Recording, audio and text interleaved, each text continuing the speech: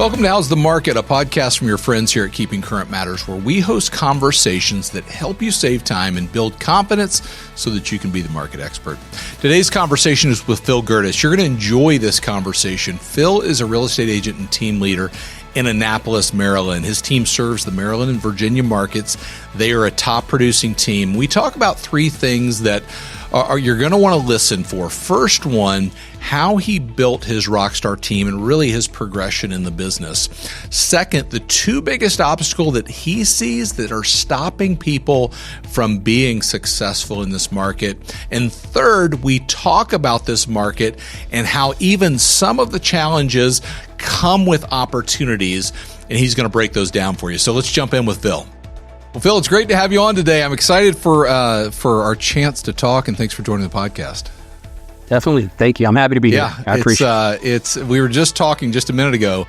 I feel like, and I think most people might feel this way, Phil, they've seen you. Maybe they've heard you, but maybe don't know you. And so let's talk about that. But, you know, as we get started, I'm excited about this conversation for a number of different reasons. First of all, I did a little Phil Gerdes stalking over the last couple of days, maybe more than I should have.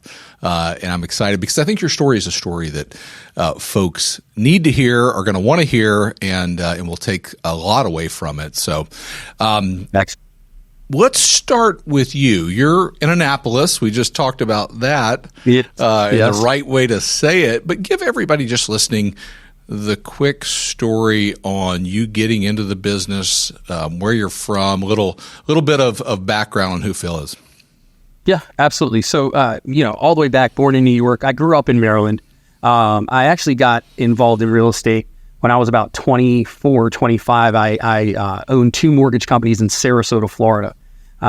After that, I left the industry for about 10 years, and then I eventually sold the company, the business that I had built for that 10 years. Right. And then I retired. I was checked out for a bit, and I am the story that you see on TV where the wife says, "Hey, you're always home." That is what my wife did, and she hit me with I think I will go get my real estate license. And I said, well, if I'm always home, I'll get my real estate license too.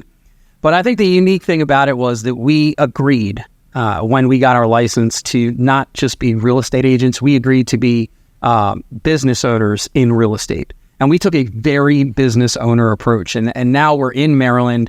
We live, as you said, in Annapolis. And we've built something where I feel very good in saying, like, we've created a level of success that we were striving for, and we're still open and eager to continue to grow and build and learn. Right. So it's been an exciting journey. That's awesome. Really. And what year was that when she decided and then you decided? We decided in 2016. We got licensed in the very beginning of 17. Okay. Yeah. So as you start that journey, you talked very specifically about having a business mindset. Yes. Did you bring that in, or did you develop that? How did you, because you talked about selling a company and being in the mortgage business.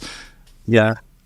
I definitely brought that in. So I actually started my first company when I was 17 years old. That's awesome. I taught myself to code websites at the time because you didn't have all these sites that you have now that you can just pick pictures and drop. Right. And then I built out this website, which had a terrible name. It was called pgadvertisingonline.com. So you can tell how bad that was. Still had to work on my marketing. But I built that site, and then I went business to business at 17 years old, and I convinced business owners to advertise on my website. That's awesome. And that was my first real dive into, wow, this is what it could be like to be a business owner. And ever since then, I've always been outside of the traditional job space. I've always been in the sort of kill what you eat type of space. And I've loved it. I don't see myself as someone that is on a 9-to-5. I love to really earn at the highest level of effort everything that I'm going to achieve. Yeah. Everything I'm going to achieve. Yeah. Yeah, I think there's people listening that relate to that, right? All of a sudden, this business being that way. So you get in the business, you treat it like a business. What did that mean for you? Because I want you to tell the story. One of the things I told you, I did a little bit of stalking of you and different podcasts you've been on, and the sort of, I'm going to call it meteoric or, fast rise that you had in the business, which wasn't in 2020 and 2021, where sort of, a lot of folks had the wind at their back, but you come in, you treat it like a business, you have some early success. Those are my words. You'd have to use your words. Talk about what you did to create that. Yeah, absolutely. When we started, jumped in and really didn't know anything about being a real estate agent. And I think that's, people look at the success we've been fortunate to create with the people around us, and they may feel like we knew everything about real estate, and we really didn't.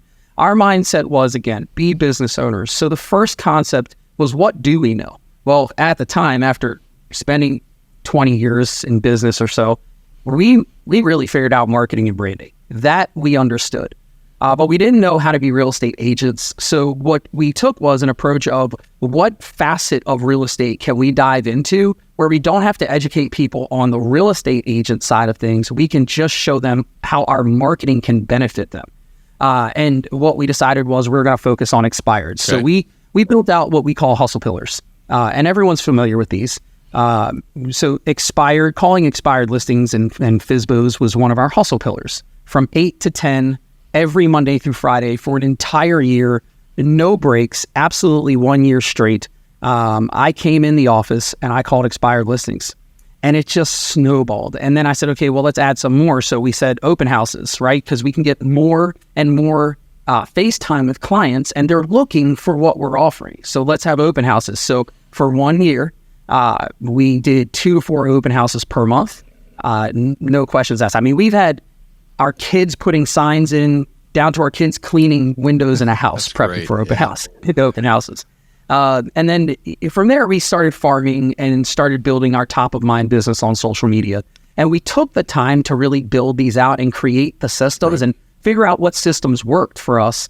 And then it really turned into something special, because we were able to then teach people how to do the same. So our first year, we were Rookie of the Year for our company. And it was neat, because it never happened in our region. There were over 2,200 rookie agents that year. We took Rookie of the Year for the entire company. We were in the top 100 agents of the company. We really had a good amount of success. And then we continued to grow that. And 3 years in, because in Maryland, you can't start a team until you're an agent for 3 years. So 3 years in, we started our team, and we have not looked back. We have had incredible success, and it's been a bit of a roller coaster, but it's been a ton of fun. That's awesome. That's a great story. What Rookie of the Year? How much production in year 1, 2, 3? Yeah. So year 1, 38 sales, 12 million in volume. Year 2, 64 sales. I want to say it was 24, just under 24 million in volume. And then year 3, 132 sales it was somewhere in the 60 plus million in volume. That's awesome. And we could spend the next hour talking about that. That is really, that's really amazing. So you get to that point and you start a team. Yes. Right? Talk about how you went from, because I think there are people listening that would say, Phil, I love that. And I want to chart that journey as well. Yeah. How did you go about starting the team and moving to, you already had a business mindset, but taking it to others? Yeah. So the idea for us was transfer skills, right? So identify people that were open-minded enough. And it didn't matter where they fell in their real estate career, whether they were brand new or very seasoned, or maybe they were the agents that are sort of like stuck in the middle and they weren't able to figure out what's next. That part didn't matter for us. We were looking for the open-minded, good person. There was a quote or a story I heard about J.W. Marriott when he was being interviewed, and he had the interviewer stayed in his hotel and everything, and he was asked something to the likes of, how do you train people to be so great? And he said, well, we don't. What we do is we find great people and train them on a job. Wow. And when I heard that, I said, wait, that's sort of perfect. Right? Like I'm not going to train you to be great. I can train you on a skill, but I need to find and surround myself with great people. And honestly, the first caveat, the very first caveat we set to anyone that would be on our team, it was, would we leave you with our children? Because our children were always in the office, right? And it was a situation where my kids were definitely going to know you. So are you the type of person that I'd want my children to know? And that meant, how do you take care of yourself? How do you take care of other people? How do you work? What's your work ethic? What's your honor level? Like, all of this became really important. And we were very fortunate because some came to us, others we found, but we surrounded ourselves from the agent side and very much on the staff side as well with just incredible people. And it's turned into something really special because it's this culmination of great people that really want to see the growth and the success of the team. That's awesome. That's awesome. I mean, I think that idea of looking for the right person that you can then teach what needs to be done in the business and growing from there. So you've had a team now for, do my math here, 4 years? Yes, this is year 4. Okay. What's that? You started off with the team. What does that look like? What's that journey been? Where are you at today with the team? The team started off with pretty much an assistant, and that was it. and then a few agents came on, and there were about 4 or 5 agents, and over time, some have come, some have gone. But right now there's around 32 total people on the team, and that's agents, that's staff, right? Everyone from our media team to, the whole gamut of who we are and what we're doing. Yeah. So obviously a team of 32, you're running this team, you and your wife still in the business. Yep. You've been through the last couple of years. We've called that here at KCM the unicorn years that have been phenomenal. And now we've been in this market for the past year. What are some of the things that you've seen people excel in this market and struggle with, truthfully, that you've been able to coach and help them? Here's what I would say. The shift in market, the people that I've seen really, really struggle were the people that lost on 2 fronts. And really, I say 2 fronts, but it blends into one. It's mindset and motivation.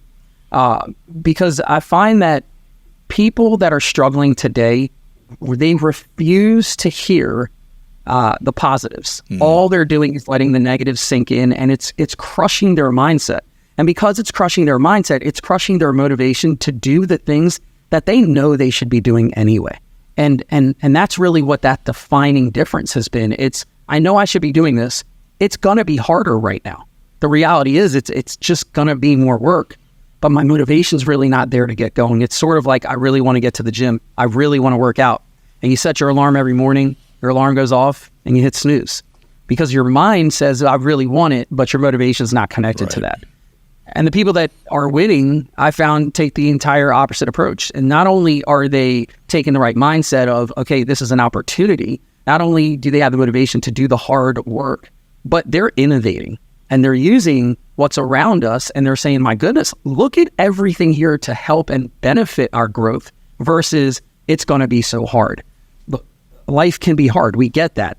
But as I tell my children, leaders do hard things. So it's just about stepping up. And if you look around, you can see the people that are stepping up. You can see the ones that are really grabbing hold of this. And I feel like that's what we've definitely done. We made a shift at the end of last year. Right. In preparation for what we knew was going to happen, and it's helped dramatically. Yeah, I think we've always said this is a market that businesses will absolutely be built in, right? It's also a market that will, start to define who's in the business. And we've seen agents leave, and we certainly know that. What do you say right now? Well, a couple of things about that. What are there routines that come to mind for you that you're like, hey, if I'm coaching somebody that I see slipping into that, or somebody listening that's like, I am there, what are the things practically you would say, here's what I would do right now to adjust and keep I always call it an optimistic mindset. That doesn't mean I ignore reality. That doesn't mean that I stick my head in the sand. But what do you say to that person, and how do you coach somebody on your team when you see that? Because I got to think that you see that, right? Yeah, absolutely. Definitely see it. And you're right. It's not ignoring the reality of where things are. It's just accepting and realizing that every reality comes with an opportunity attached to it. So when I have that agent, the very first tip I will give them is you need to get resurrounded by the people that are doing it, right? You need to get around the people on the team And that might mean move your desk from where it is in the bullpen. That might mean show up to the office more and spend time with the people that are really high producers. But it also might mean just saying, hey, let me take you to lunch to a couple high producers, and just not saying I need to pick your brain, but just be around to receive the way they think and the way they react and the way they work through their deals. And then the next, I feel like everyone wants the magic bullet. Yeah. Everyone's looking for this thing. The next tip I will give is, who do you want to work with? Who are they currently working with? And why are they not working with you? Break this down. So who do you want to work with? I want to work with this buyer avatar, this seller avatar. Great. Who does that person currently work with? Great. What are the key characteristics of that person that you believe is the reason why this buyer seller avatar, this client avatar, is working with this type of agent? Well, these are the key characteristics. Well, why aren't they working with you? And that becomes easy because you've already outlined the key characteristics of the great agent in your mind. So it just shifts to, do I exemplify those characteristics? And even if you do, I find that a lot of the times people don't know you do. So if you're not sharing it with the world, how are they ever going to know? And then what are you going to do about it? Like, what are your pillars of business that you were absolutely positively willing to work until they work? And David, I would say that's like the kicker. A lot of folks, they will work until they think it should have worked. Yeah. And I would say that's a massive defining difference between myself and my wife compared to a lot of people that we see on the struggling side of the industry right now. We will work until it works. And that, again, we're innovating throughout the process, but we're not quitting. Yeah. That's not an option. That's awesome. Tell me, is there a story that comes to mind of somebody on your team that did that, took the journey? Because I don't think either, if somebody's listening to this right now, it's not just making the decision, picking the target, I'm going to call it, and then it's going to happen. It's going to take time to get there. Yeah. I completely agree. It is not overnight. So there's a few. One I can give you is we have an agent on the team who it was around June or July. He had, I believe, 2 sales on the team, and we take our team on a retreat every year. And he wanted to reach the retreat, and he wanted to level up his business, and we just put a plan together. And the whole catch was, are you willing to actually do it? You got the best plan in the world, but if you're not willing to work it, and all you did was waste time writing, right, or creating, right? So he finished the year with 16 sales. So in 5 or 6 months, he closed 14 deals. In the first 5 or 6 months, he closed 2. Right? You have other agents who just never even done this before. They've never been real estate agents, and they are closing 30, 40 deals a year. And it's just been exactly what you said, an absolute journey. It's been this process of, who am I, what do I want to be, and ultimately, what am I willing to do to actually get there? And then we have the systems. We have the case studies. Like, if you say to me, well, Phil, I want to pick a pillar of open houses, but I want to do it better than anyone else. Well, that's great, because we have a 7-day open house system. It's not just this like esoterical mindset shift that we want, right? We want people to say, all right, I have the mindset. Now, what do I do? Yeah. And we teach them, here's the what to do. And we know it works because we've proven it. We've done it ourselves. So that's awesome. I mean, what you're saying is, hey, pick what you want to do and then follow a system that's proven. Yes. Right? And there are plenty of systems that are out there. I don't know if you share those, Phil. I don't know. I'd be open to it. Yeah. You and I both know Tom well, and Tom's got amazing systems and their coaching community for following the process, but doing what works. And just following the plan. The best agents know what's happening nationally and also know what's going on in their local market. At Keeping Current Matters, we help real estate agents become experts. And now we've added something that will change the way you communicate: KCM Local. With KCM Local, you'll now have access to local data, national insights, and powerful visuals, all in one place. To be the local expert, visit keepingcurrentmatters.com. One of the areas that I see you making an impact in, and I'd love to hear you talk about it, and even how that transfers to your team, is through social. And that's in the wider business out there. People know who Phil Gerdes is through social, and it's making an impact in your business. Absolutely. So we decided that our top of mind pillar would be social media and video. And we made a strong commitment to that. We brought on our marketing manager, who started as a marketing assistant and is now in control of the marketing department. And we have a media team, and we just really treat social media like it is the way people will know who we are and what we're doing. And it is the way people will decide, do I want to work with that person? Right. And what do we put out there? So it comes in different forms. It's, well, what lane do we want to speak to? Right. So we have different shows that speak to different lanes, but then it's also the real connection that you might have, the selfie style video of, hey, just talking to a person. But ultimately it's the consistency. I remember when we first started out really pushing social, we were on Facebook, and we did this Facebook Live Friday right around 12 o'clock every single Friday, like clockwork. It was Facebook Live Friday, and it wasn't easy because the reality is, like, you got to have something to talk about, right? Right. And it wasn't easy, but now let's shift forward. Today, we have put a video out every single day this year, and that's our mission, at least one video, and not like a story that disappears, like an actual piece of video content every day this year. And it transfers. I think that there's two issues that people take when it comes to social. Number one, they want views. Yeah.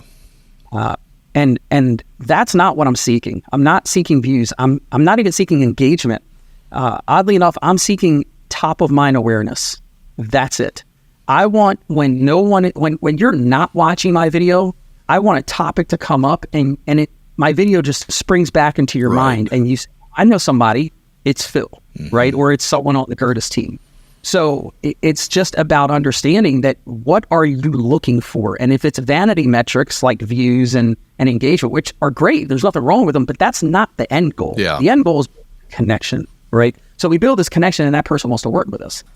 But the second key element to this is consistency. And we all know it. Right. It's like, I'm not dropping some truth bomb here. This is just fact, right? Consistency to which we do the action will dictate the level of results that we receive from said action. So we really have to decide, what is our consistency level going to be with whatever we choose to do. And for us, it's social media and video. Like, we have attacked it, and we're leveling it up. Like, there's more coming, believe it or not. So, what is that? Share that. Well, we're going to be starting a podcast of our own. Okay. So I'm excited about that. We have some epic listing videos that we're going to be producing. We have more team content. The team is getting super, super into video, which I love. So we're going to see our brand spread throughout the team members within their networks.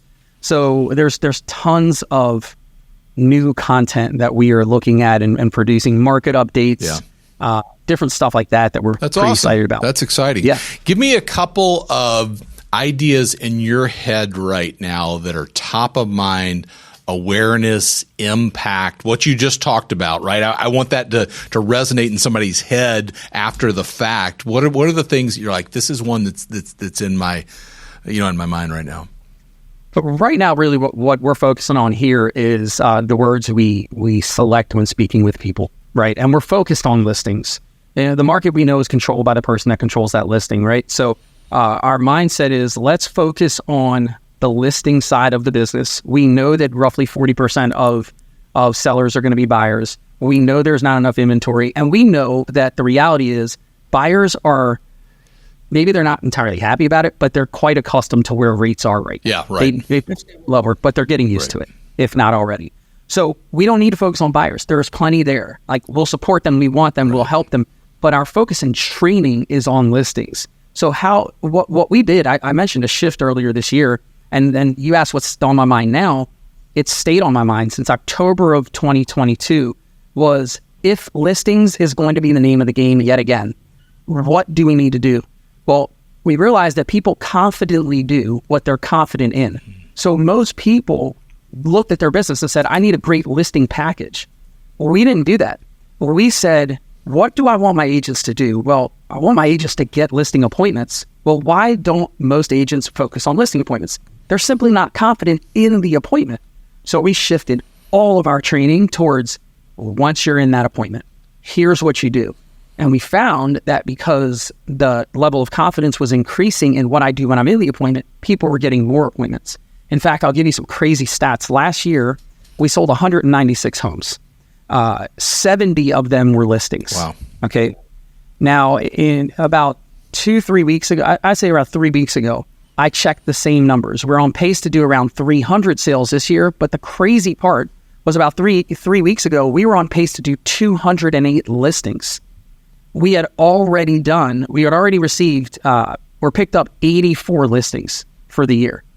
So we closed 70 all of last year. And this single shift in mindset already surpassed that. And it's really amazing, because I think it goes back to sort of like a vanity metric. I have a beautiful listing presentation. Right. Yeah, but if you don't know how to deliver it, then what does that matter? So the connection for us right now is super important. It is top of mind for us. Obviously, we know Phil M. Jones, and he does a great job in teaching us exactly what to say, and we've like crazy, right? He's so good. And he is. And we're going to continue to study it and work on it. But that's where we are. We're focused on what do we say? And as Phil would say, not what do we say when we need to say it. Know what to say before you ever need to say it. So that's why we're focused on it so much. And that mindset is what we've taken, and that approach is what we've taken in training our agents. And because of that, their confidence has increased. And when their confidence increases, their activity level follows suit. Yes. So, I mean, that point, and I wrote down what you just said because it's such a huge point. People confidently do what they are confident in. Yes. And in thinking about that idea, I would say this as well. Confidence breeds confidence. You mentioned being with people that you want to create a business like, or you want to surround yourself with. Confidence breeds confidence. And then going back to the Phil piece, the way I've always thought about that in scripting, and some people are like, oh, I don't want to be scripted. I want to go and do what I do. But confidence comes from knowing what you're going to say before you say it. Yes. Being able to eloquently deliver something is proof that you are prepared for what you're walking into. And it sounds like that's what you're saying, just in a listing presentation. Yeah. How much of that for your team and for you is just practice? Like, we're talking about practice here, Yeah, it is all about practice. In fact, yesterday we were doing a mini training on this, and or Wednesday rather, and the whole idea was just use it in everyday life, right? It's not always about real estate. Okay. So use it in everyday life. So you put yourself into this position where no matter the topic, you're able to use the skills. And that's where you can mess up, and it's okay, right? When you're going to buy something and you're checking out, well, how can you use the skills that we're learning during that checkout process? And then confirm, that worked, that didn't work, let me edit this next time. So use it in everyday life, have real conversations, and use these skills, because then you're gonna have it, and it'll be second nature to you when you actually need it. Right. I'll give you an example. When we were talking about Tom, I went to an Edge event, and I was that person that didn't want a script. Like, that was me entirely. I went to an Edge event, and I was like, oh man, like they want me to repeat this and repeat that, and I had the worst. I had the worst attitude. I really did. I'll be honest. I got home about 2 weeks later. I went to a listing appointment. In the listing appointment, I verbatim said the actual script from Edge. And I said in my brain, oh, they got me. But I got the listing. That's awesome, right? Exactly. It worked. And it's this idea of like, knowing the script is great. So that was what that helped me do. What the elevated level of that is knowing how to work within the script, off script. Yeah. And that's really the key, right? So I know where I want this conversation to go, but I need to stay off script, and I need to allow it to flow and be curious and ask the right questions so that it goes where I want it to go, but I'm not pushing it that way. Yeah, but so that's such a great point, but tell me if you agree or disagree with this. If you know the script well enough and you're prepared, you can navigate that. Now, it takes some skill and some practice in doing it, but if you know it well, you can then confidently do that. Absolutely. I completely agree with you. And then to your point, that's where practice comes in. Right. That's the way you're going to know it. So let's sort of stay where we're at right here, but I want to shift into the reality of this market. Okay. Right? Somebody comes up, sees you, or one of your agents in the grocery store, hypothetically, or somewhere, and they're like, Phil, how is this market? What are you training your agents not only to interact with in that, because there's sort of this perception out there that, gosh, what's happening in real estate, but what's the real word or the real words you're using, and then how are you driving some of those conversations? And let's talk about this market and your thought there. For us, it really depends on the situation, the person, and what part of the market they're looking at. So we go back to asking questions and being curious. So when you're asking me, how's the market? I might ask you, well, that depends. Are you talking about the commercial real estate market, the residential real estate market? Are you leaning more towards the rental market? What part of the market are you talking about? And then based on your answer, we might shift to, okay, well, what's your experience with the current residential real estate market? And what exactly do you know about the current market? And now I'm learning, and I'm learning, and you're giving me more. And you are telling me where to go with this because I'm listening, which is the worst part about scripting is the missing feature of listening. You have to listen so that you know where to go within that script. So I'm asking more questions to understand where you are in the market. And then ultimately, let's assume for a moment someone said, well, I'm thinking about, is it the right time for me to sell my house? The canned answer is, yeah, it's the right time because there's no inventory. Right. But as soon as I say that, I've planted the seed that there's no inventory. So where am I going to go? So I don't want to plant that seed. So instead of, I'm thinking about whether or not I should sell my house, perhaps I lean towards, instead of just saying, yeah, you should sell, perhaps I lean towards, well, what's your motivation right now?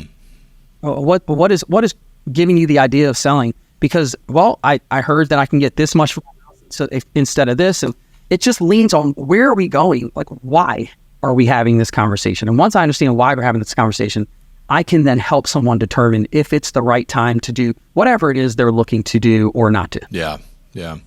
What do you see agents struggling with, not only in those conversations, but the reality in their head that this might be, not a good market, not a bad market that we're in? Because if you go into that conversation and you have this sort of thought, this is a bad market, that doesn't happen. Yeah, exactly. And that's really the key, right? So what I would say is where I'm seeing agents struggle with this is, and it's terrible to say, but the truth is they are associating their production with the market. And an agent's production does not determine where the market is. An agent's work ethic and drive and consistency determines their production, and skill level determines their production, and then their production assists the market in growth. So I would say that you've got to move as an agent past this idea that, well, I haven't sold a house in 3 months, it must not be a great market. Well, hold on. What have you done for 3 months? Let's assess what you've actually done. Because whether I'm selling houses or not, when I'm in the mix, when I'm doing the work, when I'm really working hard to get this done and smart at the same time, I found that the market always feels like it's a lot better. So it's, again, we get back to this, shift your mindset by shifting what you're allowing to come in. And don't say, I'm not producing right now, the market is bad. The reality is the market is not bad, in my opinion. The reality is we are in a great real estate market. It's just a different type of great real estate market.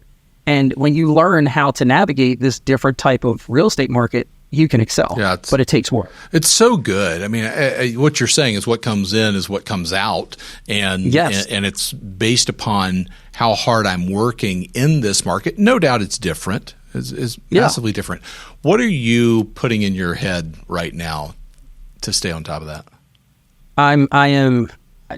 We talked about Phil. Yeah. I went to his certification in New York, and then I did it again with Tom. But when I was in New York, I recorded the whole thing. So I am listening over and over and over to that recording right now. Like that is my go-to right now. And I'm the type of person, like when I find something I'm listening to, if whether it's a book or a recording or a podcast or a YouTube, whatever, I'm over and over. Like I drill it so hard, so many times. I'm drilling this thought in my mind and these lessons in my mind. So that's really where I'm focused right now. Right now, for me, the words are important. Exactly what to say is vitally important. So that's where I am. That's awesome. And just for people listening, Phil Jones, exactly what to say. Yeah. You can go search that. You can find plenty of information. Tom's done certifications on that. I know he's done those in New York. Sounds like that's what you went to. Yeah. That's amazing, because I think the reality is, and you can go in a lot of forums and a lot of different things in real estate and hear people say, I sold this number of houses last year. I haven't sold any this year. I haven't sold any in the last 3 months. And that perception of this is a bad market starts to seep in. Yes. For lack of a better word. And it matters what you're saying and what you're putting in your head. That is such a good point. Agree. Phil, as we wrap up, what's one thing we've talked about, you and your team and sort of the trajectory you've been on, the reality of the impact social has had in your business to this market. Yeah. What do you say to the agent that's listening right now that says, what is one thing I can do differently to get a different outcome with what my day-to-day looks like? What's one thing that you would say to somebody? You meet an agent walking down the street, they get a chance to spend a couple of minutes with you. What's your coaching to them? I think the first thing I'd want to know is what type of success are they looking for, short or long term? And that sounds canned, but the reality is, based on their answer, there's two different answers. If you're looking for short-term success, you must identify a hustle pillar and outwork anyone doing that. And that's the reality of it. Like, what is that action you can do right now that in a short period of time will lead you to appointments, not lead you to sales, lead you to appointments. Without an appointment, there is no sale. So focus on the appointment. So for me, like I said, it was expireds, right? So it could be anything. It can be any. Now, you got to remember, hustle pillars are oftentimes it's the work people don't want to do. So you have to reconcile with yourself that you are going to do that work. And then you need to understand and reconcile with the frequency to which you're going to do it, the consistency to which you're going to do it, and the term to which you're going to do it. So identify those and then do it. No matter the result, do it. In the end, what happens again, and we mentioned it earlier, like you can't work until you feel like you're done. You have to work until it works. You've got to commit to that. And then if someone says, I want long-term success, then my answer is do exactly what you would do for short-term success and find a real top-of-mind pillar. People need to know you're in business and you have to be their thought. We have this crazy idea, and about a year and a half, 2 years ago, popped in my head, and this is what it was. I want to be in every single real estate thought in every single market that I ever serve.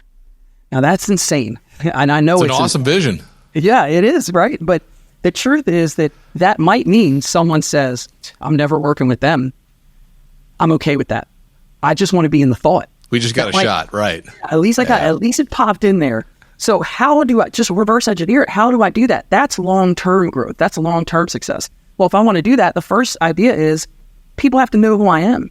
So I have to produce content, whether I'm comfortable, whether I'm not comfortable, that can't matter. The mission and the goal and the long-term success has to be at the forefront of what's on my mind.